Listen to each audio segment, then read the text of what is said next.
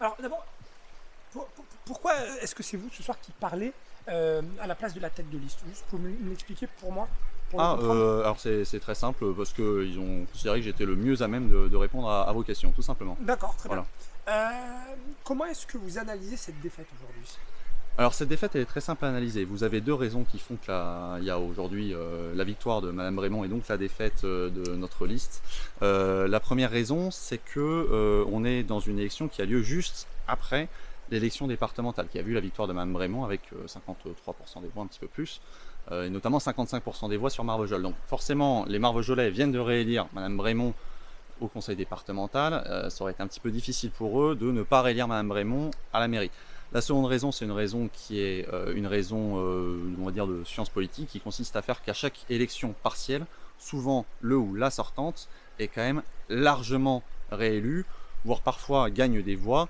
Ici, on réduit l'écart par rapport à 2020, notamment dû au score au départemental, mais clairement, voilà, c'était quasiment impossible de gagner. Aujourd'hui, on réussit à envoyer 5 personnes à l'opposition, donc ça permet d'avoir une opposition constructive, une opposition de qualité. Les 4 autres personnes qui sont avec moi sont vraiment de grande qualité. En ce qui me concerne, je laisse les autres en juger évidemment. Et surtout, on rajoute un siège au conseil communautaire, puisque le troisième de liste, moi en l'occurrence, rentrons au conseil communautaire pour pouvoir suivre aussi les dossiers de l'intercommunalité. Quel va être votre état d'esprit justement dans ces deux assemblées? Sérénité et construction, je pense que de toute façon les Marvejolais en ont assez de l'état d'esprit. On a fait du porte-à-porte, clairement il y a une grande tension qui est liée aux personnes, alors contre nous, notre tête de liste, contre la tête de liste adverse, voilà, il y a vraiment parfois malheureusement de la haine. Je ne crois pas qu'on avance avec de la haine, donc moi je veux vraiment qu'on calme le jeu et qu'on fasse enfin avancer cette ville. Madame Raymond, Monsieur Neftali, les 26 autres personnes qui sont sur leur liste respective ont vraiment à cœur Marvejols, donc évidemment on veut que cette ville s'en sorte et on fera tout pour qu'elle puisse s'en sortir.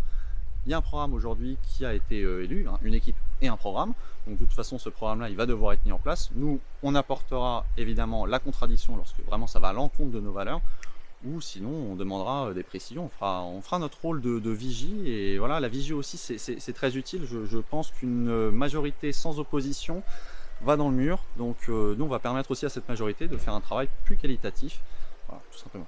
Il y a beaucoup quand même de difficultés depuis 2014 sur les différentes élections qu'on a connues à Marvejols. Est-ce qu'on peut dire que là, maintenant, c'est réglé et qu'on se donne rendez-vous à la prochaine municipale, où on n'est jamais à l'abri d'un nouveau rebondissement à Marvejols?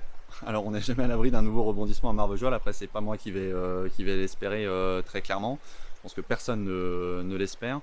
Oui, on peut se donner rendez-vous évidemment dans 5 ans. Là pour l'instant on va déjà s'occuper de ce mandat-là, on pensera aux prochaines élections municipales dans 5 ans. Mais là, est-ce qu'on peut dire, bon voilà, on tourne la page et on se met à bosser tous ensemble, opposition, majorité, mais en tout cas, on y va.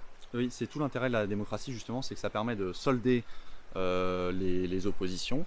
Voilà, donc là maintenant il y a une nouvelle majorité qui est mise en place. Donc oui, évidemment, ça va évidemment calmer le jeu, parce que le problème lorsque vous avez une élection qui est annulée ou que vous avez cette vacance du pouvoir, c'est que tout le monde s'imagine plein de choses et que du coup on ne sait plus où on va. Là maintenant, il y a un cap qui a été fixé. Nous on considère que c'est pas le bon cap. Après, les Marvejolais ont choisi, on aurait aimé plus de participation, mais c'est de la faute ni de Madame Raymond ni de Monsieur Neftali. Voilà, mais à un moment ou à un autre, que le cap soit bon ou mauvais, il va bien falloir le suivre. Cette ville, elle manque, elle manque tout simplement d'un sens et d'un but, d'un but politique. Vous êtes parti sur de nouveau un Marvejol qui tiendra sa place dans le département? Oui, on espère que Marvejols va redevenir, non pas en termes de population, parce que ça l'est toujours, mais en termes économiques, la deuxième, voire la première ville du Gévaudan. Ça prendra plus que 5 ans, ça je le dis pas parce que c'est Mme Raymond, je pense que quel que soit le maire qui aurait été élu, ça aurait pris plus que 5 ans. Après, il faut aussi, même si voilà, je suis élu municipal maintenant, je suis élu aussi communautaire, il faut voir au-delà de l'intercommunalité et de la commune.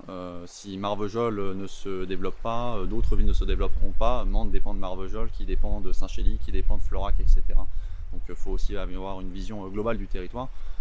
Donc j'espère que cette reconstruction économique et démographique de Marvejols ne sera pas aussi en défaveur d'autres territoires, mais en ajout de ce qui existe déjà ailleurs. Merci beaucoup. Merci.